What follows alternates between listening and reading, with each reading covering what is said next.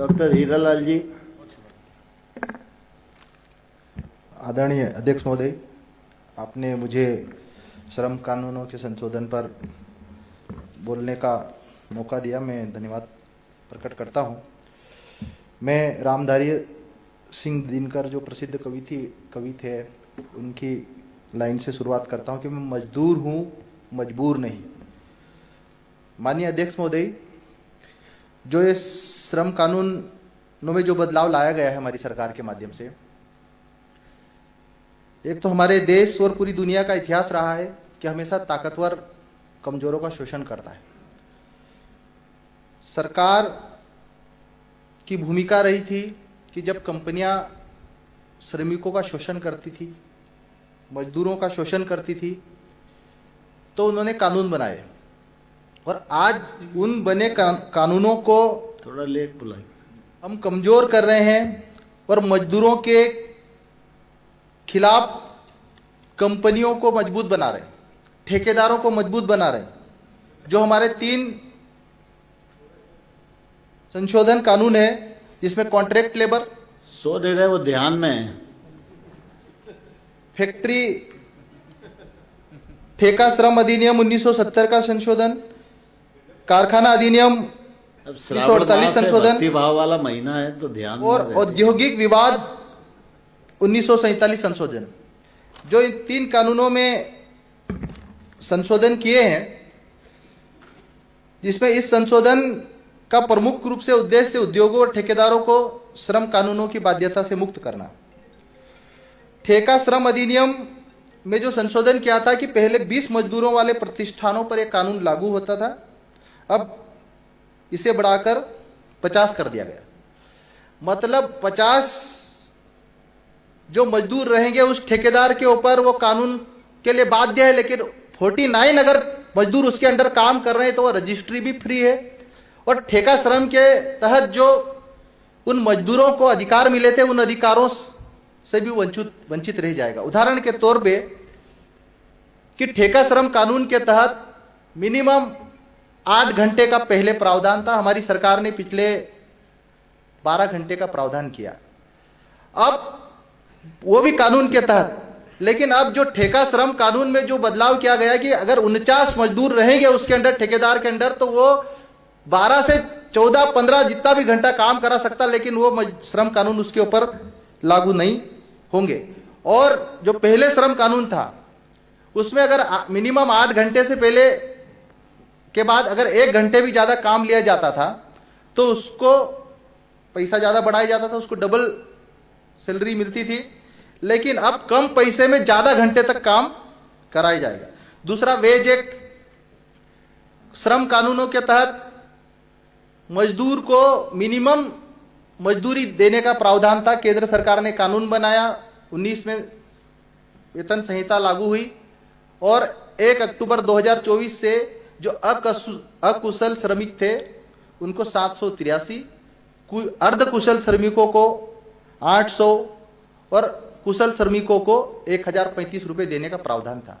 माननीय अध्यक्ष महोदय, आज भी एक कानून बनने के बाद आज भी ग्रामीण इलाकों में जो हमारे मजदूर हैं, आदिवासी क्षेत्रों के जो मजदूर हैं, 150 रुपए से ज्यादा नहीं मिल पा रहा है उनको। माननीय सभा अध्यक्ष महोदय, माननीय अध्यक्ष महोदय, मैं मानता हूं कि इन कानूनों के माध्यम से, इन संशोधनों के माध्यम से हम एमएसएमई सेक्टर को मजबूत करना चाहते हैं और एमएसएमई सेक्टर में 90% जो मजदूर है, 90% मजदूर ग्रामीण इलाकों के हैं, एसटी, एससी, ओबीसी और गरीब किसान वर्ग के मजदूर आते हैं।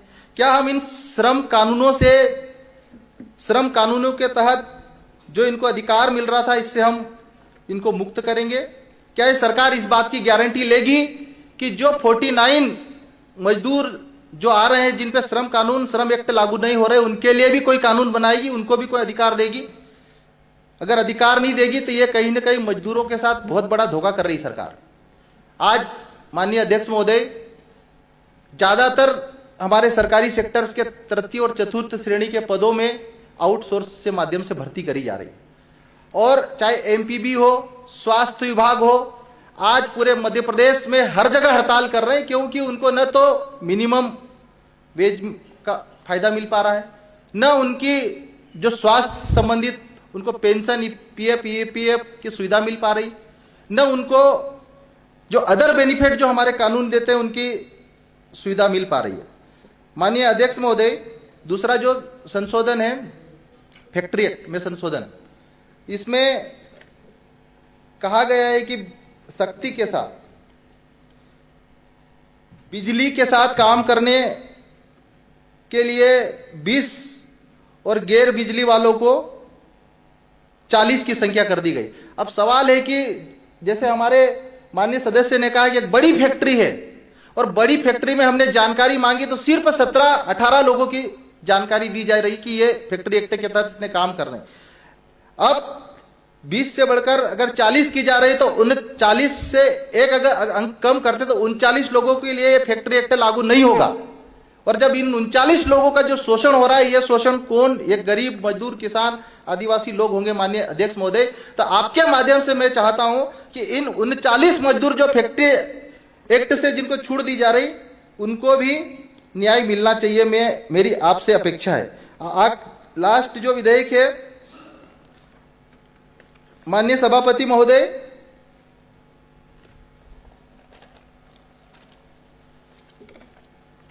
औद्योगिक विवाद अधिनियम, जब पहले फैक्ट्री के भीतर कई बार समय पर मजदूरों को वेतन नहीं मिलता है, कई बार उनको स्वास्थ्य संबंधी सेवाएं नहीं मिलती है, कई बार कोई दुर्घटना होती तो उनको कंपेंसेशन नहीं मिलता है, या कई बार कई गंभीर मुद्दे रहते हैं जिनको लेकर मजदूरों को हड़ताल पे जाना पड़ता है।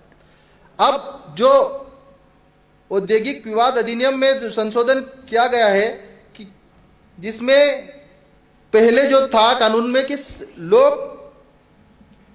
उपयोगी सेवाओं के लिए ही यह कानून लागू होता था, लेकिन अभी सभी सेवाओं में, मतलब अब मजदूर अपने हक और अधिकारों के लिए आंदोलन नहीं कर पाएगा। माननीय अध्यक्ष महोदय, तो यह कानून पूरी तरह से किसानों के, गरीबों के और हमारे गरीब वर्गों के खिलाफ है। मैं आपके माध्यम से मांग करता हूं माननीय सभापति महोदय, माननीय अध्यक्ष महोदय, जो तीनों काले कानून लाए गए हैं, सबसे पहले तो इनको इम्प्लीमेंट करने से पहले मजदूर संगठनों के साथ हमको चर्चा करना चाहिए, ट्रेड यूनियनों के साथ हमको चर्चा करना चाहिए, सामाजिक कार्यकर्ताओं के साथ हमको चर्चा करना चाहिए और मजदूरों की सुरक्षा को सर्वोच्च प्राथमिकता दी जानी चाहिए, न कि पूंजी मुनाफे को। हमारा संविधान हमें सामाजिक, आर्थिक और राजनीतिक न्याय की गारंटी देता है।